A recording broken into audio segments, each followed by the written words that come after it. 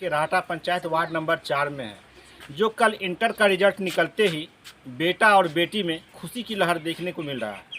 और आज हम उस जगह मौजूद हैं जहां आज बेटियां जो है काफ़ी खुश हैं। जो माननीय मुख्यमंत्री नीतीश कुमार जी कहते हैं बेटा बेटी दोनों एक बराबर हैं, बेटी पढ़ेगी तो आगे बढ़ेगी। आज बिटिया जो है पढ़कर नाम रोशन कर रही है और साथ ही जिस कोचिंग से वो पढ़कर यहाँ तक आई और अपने कोचिंग का नाम के साथ साथ गुरुजी का भी नाम रोशन कर रही है। यहाँ पर पल्लवी है, पल्लवी से जानेंगे और पल्लवी के साथ उनकी सहेली पूजा भी है। कोई फर्स्ट किए हैं तो कोई सेकंड किए हैं। तो ये परीक्षा है, परीक्षा में फर्स्ट और सेकंड होता ही रहता है। सभी कोई फर्स्ट ही कर जाएंगे, टॉपर ही कर जाएंगे तो फिर नाम किसका होगा। चलिए, पल्लवी अपनी मेहनत से आज फर्स्ट किए हैं और पूजा भी अपनी मेहनत से सेकंड किए हैं। पल्लवी से जानते हैं कि पल्लवी कितना नंबर आया हुआ है? 314 कितना परसेंट हो गया? 62%। क्या कुछ और तैयारी कम था जिसके कारण नंबर कम आया या फिर इतना ही तैयारी था?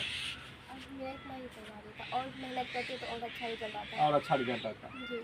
चलिए, आप फर्स्ट किए हैं, फर्स्ट करने के बाद क्या सोच आगे डीएलएड करके आगे टीचर बनेंगे? क्या आपको लग रहा है टीचर बनना ही और कुछ बनना चाहिए? हाँ, अपना अपना सोच होता है। अपना अपना सोच। आपकी ये सहेली है जी। क्या नाम है? पूजा कुमारी। पूजा क्या किया पूजा? सेकेंड। सब तो साथ ही पढ़ते थे। तो आप तो निराश नजर आ रहे हैं, इसमें निराश की क्या बात है? पास किए हैं ना? कितना नंबर आया? 239। चलिए, पूजा निराश इसलिए है कि साथ में सहेली पढ़े, लेकिन ये कोई फर्स्ट किया कोई सेकंड किया, लेकिन निराश होने की बात नहीं है। आप पास कर गए, यही सबसे बड़ी बात है। अब आपका स्टेप बाय स्टेप अभी बहुत सारा पढ़ाई बाकी है। अभी ये इंटर करने के बाद ऐसा नहीं कि पढ़ाई ख़त्म हो गया। क्या कुछ आगे और सोच रखे हैं? ये करेंगे, नौकरी भी करने का चाहते हैं?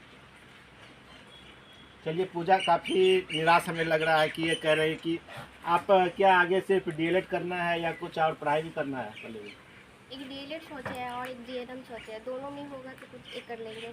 क्या इंटर लेवल पे आपको पढ़ाई करके आगे नौकरी करना है या फिर आगे पढ़ना भी है? नहीं, अभी तो इंटर ही, आगे डीएलएड करके ही से बोला। बीए नहीं पढ़ना है? नहीं। क्या नाम है मम्मी पापा? मम्मी का अर्चना देवी और पिता का अवधेश पंडित। पापा मम्मी क्या करते हैं? किसान है। किसान है। आप एक किसान की बेटी हैं। जी। क्या आपको लग रहा है हिम्मत नहीं हारना चाहिए? चलिए, मम्मी कह रही है कि हाँ हिम्मत है बेटी का, माँ मास्टर बनेबे, कहे छे नर्स भी बनबे। हाँ, नर्स का भी हो सकता है। नर्स भी। चलिए, मम्मी काफ़ी खुश हैं। और इनके पापा क्या, आप एक किसान हैं? जहाँ तक पढ़ेगी वहाँ तक पढ़ाएंगे। जहाँ तक पढ़ेंगे वहाँ तक पढ़ाएंगे। हिम्मत कहीं हार गए तो? जी नहीं हारेंगे, मजदूरियों करके जो है किसी तरह पढ़ाएंगे। क्या नाम हुआ? अवधेश पंडित। तो एक न एक दिन सफलता मिलवे करेगा। और उन लोग का जो जीवन का जो लक्ष्य है, अगर आज जो बच्चे सफल नहीं हो पाएंगे तो वे निराश होकर कोई गलत कदम न उठाएं, क्योंकि मार्कशीट क्या है, वो तो बस एक कागज़ का टुकड़ा है। आगे आपके जीवन में उतार चढ़ाव तो आता ही रहता है। इस बार जो बच्चे वो सफल हो गए, आगे चल कर वे सफल होंगे। और जो बच्चे का अच्छा नंबर नहीं आया, उनका नंबर आगे मेहनत करेंगे तो अच्छा ज़रूर करेंगे। जो होगा, जो पल्लवी आज कह रही है हम टीचर बनेंगे, और इनका भी सपना है कि जब तक हम अच्छा अंक नहीं लाएंगे तो तब तक हम अभी नौकरी के बारे में तो कुछ नहीं सोचे हैं, लेकिन शिक्षा के बारे में जो कहते हैं समाज में शिक्षा बहुत ज़रूरी है। आज शिक्षा नहीं होगी तो फिर बच्चे कैसे आगे पढ़ेंगे। तो पूजा और पल्लवी से यही कहना चाहेंगे कि जिस तरह से आपने पढ़ाई करके अपना नाम रोशन अपने घर का, समाज का किए हैं, कोचिंग का किए हैं, और उसी तरह जो आपके जूनियर बच्चे होंगे, भाई बहन या कोई भी भतीजा भतीजी, आप उस बच्चों को भी थोड़ा सा गाइडलाइन करेंगे जो आपके तरह वो भी फर्स्ट डिवीज़न करके नाम रोशन कमाए। आप हमारे खबर के लिए बने रहें, ज़्यादा से ज़्यादा शेयर और फॉलो करें, आगे देखें। जय।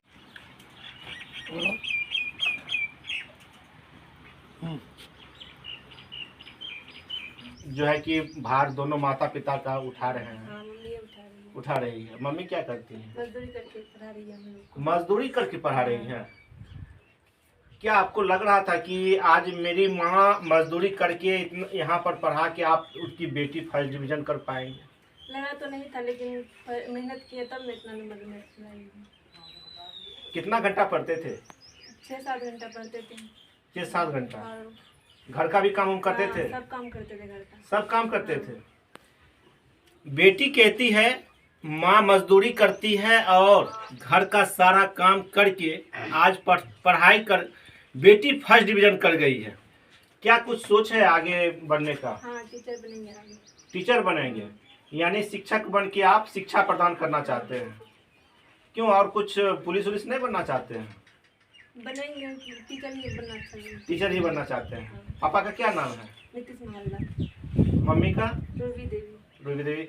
क्या गुरुजी के बारे में क्या कहना चाहेंगे कि कोचिंग में जो आप पढ़ाई कर रहे थे कि किस तरह से आपको गाइडलाइन कर रहे थे? गुरुजी तो बहुत अच्छा से पढ़ाई कराती देते थे होमवर्क याद करने के लिए, इसलिए गुरुजी का बहुत सहयोग था हम लोग का। क्या नाम है कोचिंग सेंटर का, क्या नाम? Excellent coaching centre. सर का नाम?